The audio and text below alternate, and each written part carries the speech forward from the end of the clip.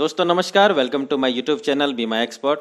अगर आपने life insurance की कोई पॉलिसी ली है या फिर लेने की सोच रहे हैं तो यह एक महत्वपूर्ण जानकारी आपको जरूर रखना चाहिए और वह महत्वपूर्ण जानकारी है paid up value of life insurance policy.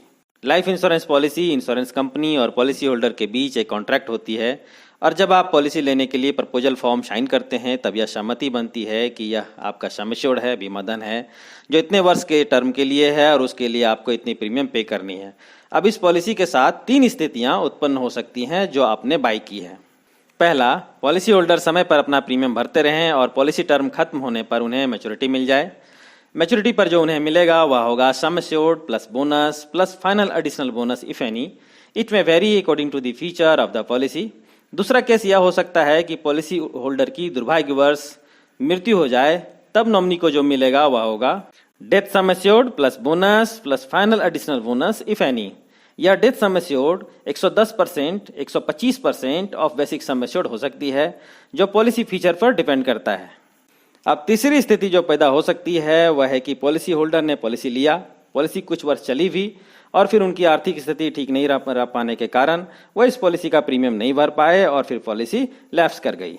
एक इंस्टॉलमेंट के बाद दूसरी, फिर तीसरी, अब यह रकम इतनी बड़ी हो जाती है कि पॉलिसी होल्डर इसे नहीं दे पाते हैं। लास्टली पॉलिसी होल्डर के मन में जो ख्याल आता है वह है कि इसे सरेंडर कर दिया जाए। IRDA IRDA के नए गाइडलाइन के अनुसार अब अगर आपकी पॉलिसी कम से कम 2 वर्ष तक भी चली हो तो भी आप अपने पॉलिसी को सरेंडर करवा सकते हैं जो पहले 3 वर्ष होती थी। सरेंडर करवाने पे आपको कुल जमा धन में first year premium, GST, Riders का प्रीमियम माइनस करने के बाद जो रकम बचती है उसका 30% से लेकर 90% तक मिलता है जो पॉलिसी टर्म और कितने वर्ष प्रीमियम पे किया गया उस पर निर्भर करता है। इसीलिए पॉलिसी को सरेंडर करवाना एक पॉलिसी होल्डर का लास्ट ऑप्शन होना चाहिए क्योंकि इसमें सिर्फ और सिर्फ घाटा ही होता है।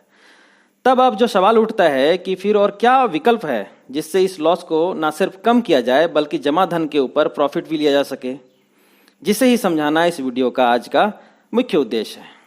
इस विकल्प को पॉलिसी का पेड अप वैल्यू कहा जाता है जिसके बारे में एजेंट्स के साथ साथ हर पॉलिसी होल्डर को भी जानकारी रखनी ही चाहिए। पेड अप वैल्यू को साधारण शब्दों में रिड्यूस्ड सम एश्योर्ड, घटा हुआ बीमा धन के नाम से जानते हैं। इसकी सिर्फ 2 शर्तें हैं। पहली, पॉलिसी कम से कम 2 वर्ष चली हो। दूसरी, पेड अप वैल्यू 2 लाख से कम नहीं होना चाहिए।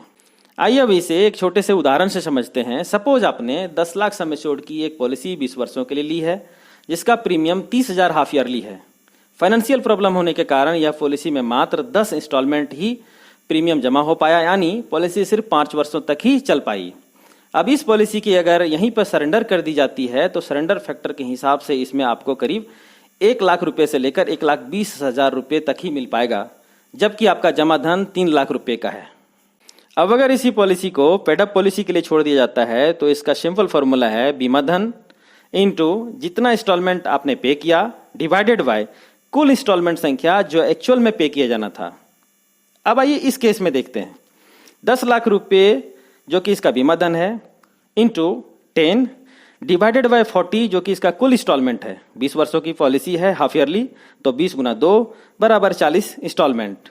10 चका 40 और 4 भागा 10 लाख बराबर 2,50,000 रुपया होता है। अब यह 2,50,000 रुपया इस पॉलिसी का पेड अप सम एश्योर्ड हो गया है। इस पॉलिसी की मैच्योरिटी और डेथ बेनिफिट सभी अब इसी घटे हुए सम एश्योर्ड पर ही कैलकुलेट होगा। मैच्योरिटी होने पर 2,50,000 रुपया प्लस बोनस पे होगा, वहीं इन केस ऑफ डेथ 2,50,000 रुपया प्लस बोनस पे किया जाएगा। यानी एक ऐसी पॉलिसी जो लैप्स हो चुकी थी वह पुनः जीवित हो गई है। इसलिए बेहतर यही है कि पॉलिसी का प्रीमियम नहीं भर पाने की स्थिति में कम से कम इस बात का ख्याल अवश्य रखा जाए कि आपकी पॉलिसी पेड अप पॉलिसी में कन्वर्ट हो सके। वीडियो की इन्फॉर्मेशन अच्छी लगी हो तो एक लाइक करके हमारे इस प्रयास को जरूर सराहें। साथ ही चैनल को अगर अभी तक आप सब्सक्राइब नहीं किए हों तो इसे सब्सक्राइब करके बगल के बेल आइकन को जरूर दबा दें ताकि इस तरह की और भी वीडियो का नोटिफिकेशन आपको मिल पाए। और सबसे महत्वपूर्ण, इसे शेयर करके उन सभी पॉलिसी होल्डर और एजेंट्स तक जरूर पहुंचाएं जिन्हें आपको लगता है कि यह जानकारी रखनी चाहिए। अंत में कीमती समय देने के लिए आपका बहुत बहुत धन्यवाद। Thank you very much.